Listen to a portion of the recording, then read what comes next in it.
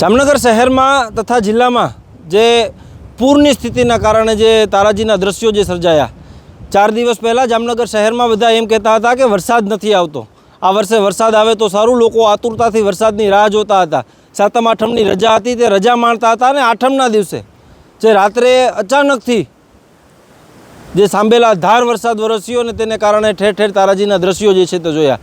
ગઈકાલે લોકોના રહેણાંક મકાનોમાં જે પાણી ભરાયા હતા તેના આપણે જે દ્રશ્યો જોયા, ત્યાં શું નુકસાની થઈ છે. ત્યારબાદ આજે જે આપણે ખેતરોની જે જગતના તાતની શું અત્યારે દશા થઈ છે તે અત્યારે આપણે જોવા આપણે અહીં ઉપસ્થિત થયા છીએ. જામનગરનું આ સાપર ગામ છે કે જે સાપર ગામમાં જ્યાં અત્યારે હું અહીંયા ઊભો છું તે ખેતર છે ને ત્યાં 8 વીઘામાં મગફળી જે છે તે વાવેલી છે. પરંતુ દ્રશ્યો હું પહેલાં આપને બતાવી દઉં કે જે આ દ્રશ્યો છે કે જે અત્યારે હાલ જે આ સાપર ગામમાં જે આ નદી છે ત્યાં નદી નથી, આ કોઈ જે ભરાયેલું પાણી કે કોઈ ખરાબાના પ્લોટમાં ભરાયેલું પાણી નથી. આ એક ખેતર છે જ્યાં એક ખેડૂતે પોતાના લોહી પાણી એક કરીને જે છે તે અહીંયા પર જે મગફળી જે છે તે વાવી હતી.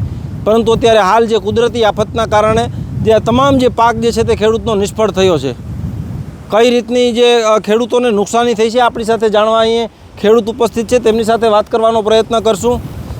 બાપા, કેટલી નુકસાની થઈ છે, કેટલું પાણી આવ્યું હતું ને શું વાવ્યું હતું ને કે શું લાગે તમને હવે આમાં શું થાય?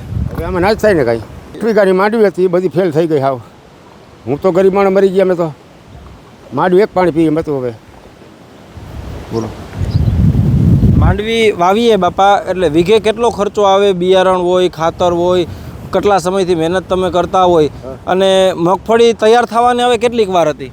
હવે 1 મહિનાની વીઘે 5,000નો ખર્ચો થાય. વાવી આપણે અહીંયાથી 5,000 ગણવાનું તમારે. તો જે રીતે આપણે જોયું કે 1 વીઘે ઓછામાં ઓછો 5,000 થી 6,000 રૂપિયાનો ખર્ચો જે ત્યારે ખેડૂત જે છે તે જણાવી રહ્યા છે. જે તમામ જે મગફળીનો પાક જે છે તે ફેલ થયો છે. ખેડૂતને મોઢે સુધી આવેલો કોળિયો જે છે તે કુદરતે છીનવી લીધો છે. કારણ કે જે મગફળી હવે બહાર કાઢવાની 1 મહિનાની વાર હતી તેવું ત્યારે હાલ ખેડૂત જણાવી રહ્યા છે.